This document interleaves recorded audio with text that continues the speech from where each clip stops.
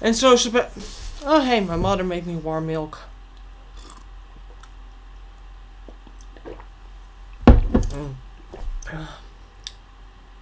I love you guys. Sebastian Shaw is a great villain.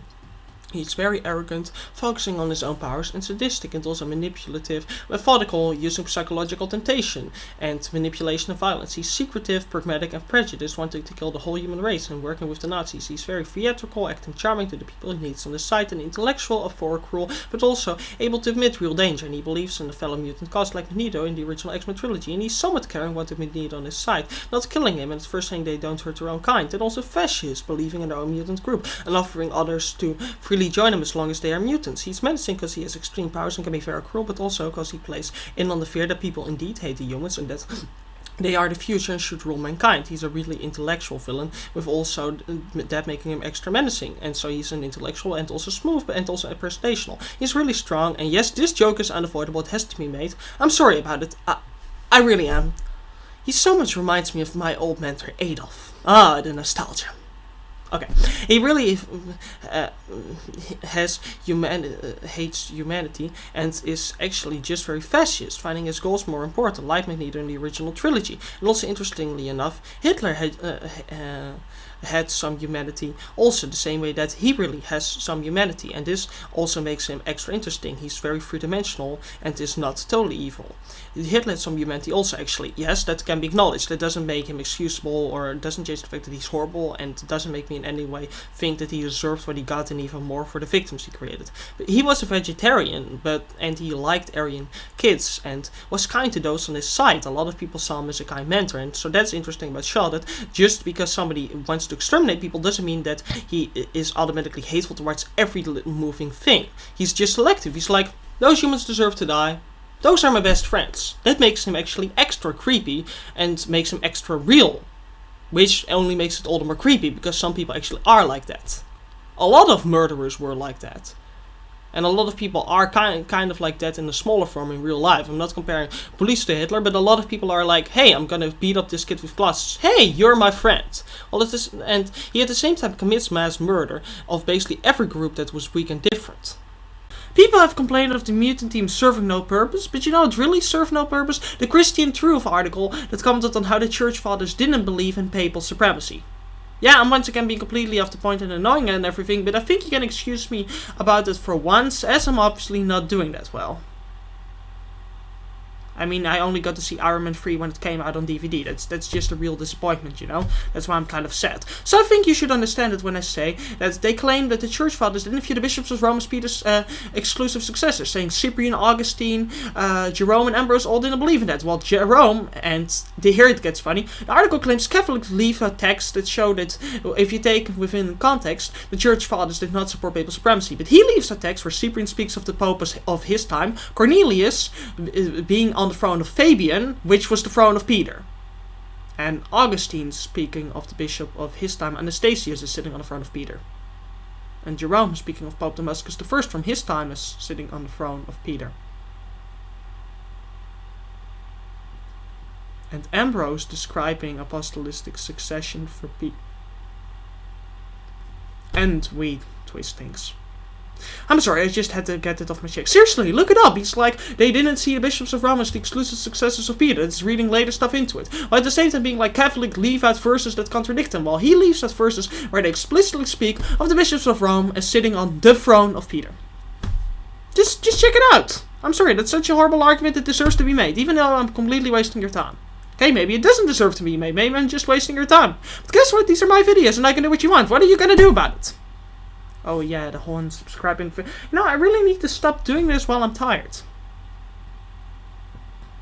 Some people have complained of the mutant team serving no purpose, but the reason they're in the film is to show Xavier grow as a teacher. They first have to pretend. That takes up a lot of the film. But as the first class team, they are crucial near the end. That is what their training build up to. It is the origin film. Benji finds Angel and helps Havoc escape and finds the sub, and Havoc helps take out Angels while Sean's all the servants, and they give a perspective on the difficulty of training mutants, as well as how they can abuse their powers and be too immature. But the need to fight for what you believe in, as well as showing how a lot of mutants aren't properly understood, showing the need for a mentor. And also people like the Blockbuster Buster and Film Stratum have complained they have no development. Well, Benji was shown to be a smartass and irresponsible, obnoxious, but also scared of his powers, and he becomes more caring, self-confident, a team player, and loyal, and is concerned for his friends. And determined, not wanting to go back home, and he's also a bit whiny. I disagree with Phil Mastredham, the scenes where they were talking with each other as a group, that they would be pointless. As we saw his irresponsibility, his whiny attitude, and his being a smartass, he said that the talking went nowhere, but it actually developed their characters, and we see that Havoc is irritated, but also caring, helpful, sad, and loyal, not joining Sean, also doubtful of his own powers, but fair that he can acknowledge Hank's great training. Darren, on the other hand, yeah, he was just your token black guy. We knew nearly nothing about him, he served barely any purpose, and he was just there to die. Angel, on the other hand, was good. She was hurt by people discriminating her, yet she was a prostitute and a smartest, but also sad and pragmatic, joining Sean, aggressive, fighting her former team. She showed how hurt mutants were, and therefore Shaw's cause appealed to her, and she was also incredibly violent and incredibly presentational, and she was witty, so she was a very strong character. Moira was responsible, not a feminist, hard-working and sensitive, not a feminist even though this movie takes place in the 60s, worried for caring and open-minded. She's frustrated with being discriminated, yet she's still not a feminist, and she is serious, not giving in to Xavier's advances, yet she's still not a feminist. And said when he's injured and courageous, and she has a subtle romance with Xavier, not liking childishness but respecting him when he's responsible and caring, and then they are helpful together, and Xavier becomes more honest with her, and they work as a team, and she's worried when Magneto hurts him and when he gets injured, and is sad and sees how much she cares for him and appreciates him having grown, yet he erases her memory as she isn't a mutant. This makes her tragic, not remembering a man she cared for, only having vague glimpses, and also Xavier more ambiguous, and was very poignant. So yeah, Darren was a horrible character, but the other characters were well developed and served the purpose, and weren't feminists even though the movie takes place in the 60s. And to know what you're thinking, shut up about the whole feminist thing. Well, feminists are just kind of hypocrites. I mean, all the women are like, hey, we deserve to be treated as equals. By the way, we still want to be allowed to totally treat our children as property. We're not going to in any way improve their rights. We can just yell at them because we're in an annoyed mood. We can just personally insult them. We can just tell them because I say so. All that sort of thing. And also, by the way, we can also just be social Darwinists at the same time. And we support discrimination of the mentally handicapped. We want abortion rights. And this should also apply to children with Down syndrome. And I know what you're thinking. Get over it already. Yeah, it's a little bit personal. They say that if somebody cannot contribute to society, they deserve to die. Yes, we believe in equal rights of all people that are strong. It's kind of like, the communists. Like, women could work there, but if you couldn't work, you were killed or something. Like with the Nazis, women were actively working in the war industry, but people who couldn't work were killed. It doesn't really sound like equality. Just saying. Now I know what you're thinking. Wait a minute. Did you just compare left-wing thinking to Nazism? Isn't that incredibly offensive towards left-wing people? Well, what are you gonna do about it? Oh yeah, this like thing. Why do I keep forgetting about that? Well, I guess I could disable the like buttons, but no, that would be pathetic.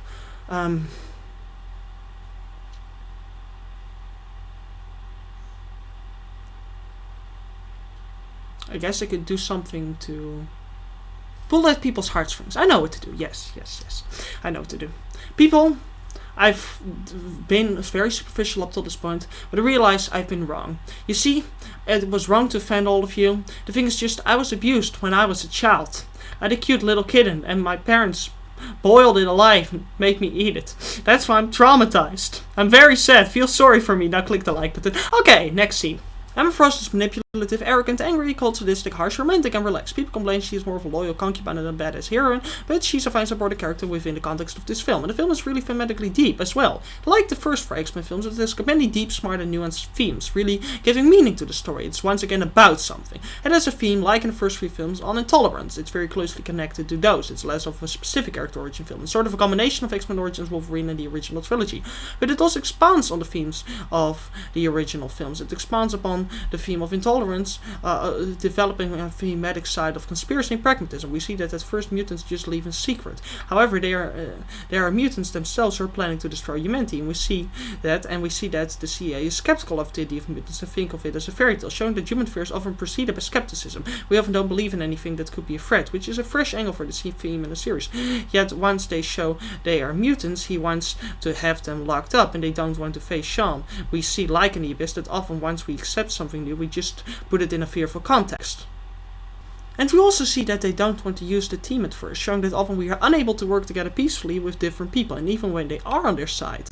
And this is further by how they even state safety is more important than liberty. People don't really value rights, only stability, which has been used to support things like the Holocaust, the greater collective good. It is very fascist, but we see some people do really trust them and care for them, as they are more idealistic. There will always be heroes on both sides. And also interestingly enough, it's that Xavier becomes wise enough to realize mutants shouldn't be known by the government, as this can make persecution easier. Minorities can always better be on the safe side. This develops further when the government decides to drop their mutual hatred for each other for hatred for the unknown. They share, and that the US decides to turn against the mutants just because they can not separate the good from the bad, and showing how fast people can generalize.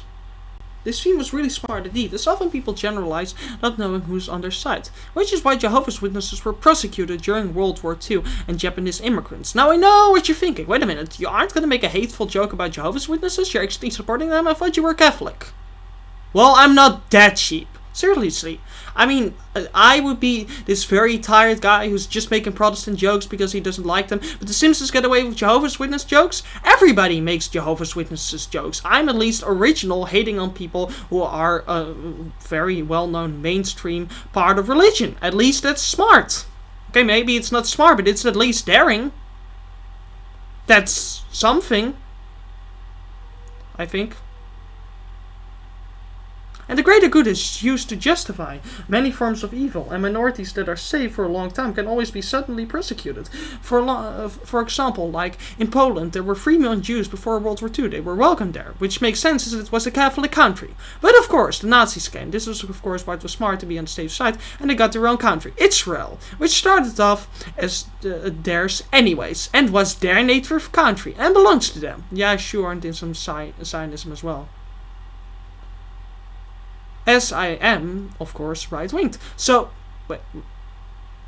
No, I'm an anti-Semite. I'm a total a-hole Nazi. I'm a right-wing Nazi. I've constantly denied that the Nazis were right-wing, but I'm an okay, we were right. Fuck. Also, there's a theme of the fragile state of humanity, how our paranoia and pragmatism are our biggest weaknesses. We see that they are able to have world leaders make moves that will lead to war just by intimidating them, and we see as in real life that we were close to a nuclear war, and the mutants only needed to light a match to start the fire, and we see that it is also weakness of anyone intelligent, regardless of race or gender. As the Hellfire Club wants to destroy all humans and Magneto wants to kill even other mutants, they have the same ultimatums: be with us or be against us. Please don't talk about this African Bush reference, please. We've had enough of that with Star Wars Episode 3, although this does perfectly demonstrate that that movie didn't in any way want to say anything anti-Bush. Also, we see that wars are often caused by those who can best survive it, and it has selfish intents, like with the Hellfire Club. But it can be justified, like they use their powers to prevent Shaw from starting a war, but that it is best to avoid unnecessary harm, like with Magneto wanting to send the missiles he could stop back at the military. This is also a smart theme as well, as nuanced, because sometimes fighting is necessary, like World War II or Vietnam. Yes, yeah, I said that. Suck it up. But wars can also be selfishly aimed, like the Ottoman conquest of the Balkans, and no human group has ever been innocent of committing violence. Most animals even do it. So it isn't specifically something that white people are guilty of. Let's just all make that clear. Now, I know what you're thinking when you're white. Thank God I can stop feeling guilty. Yes, you can. Okay, this is a little bit much, but come on. This is just such juicy satire material. I mean, come on, this is so easy. I mean, all the political subtext, me being a bigoted asshole. Okay, maybe it's cheap. You can also call being easy being cheap, never being a cunt, and therefore accusing me of being a horrible A who's gonna burn in hell. You will probably be right about everything, especially the last part. But I sold myself to the devil anyways. It was fun at first. Just like this joke. Also, it is true humans are very vulnerable to destructive wars.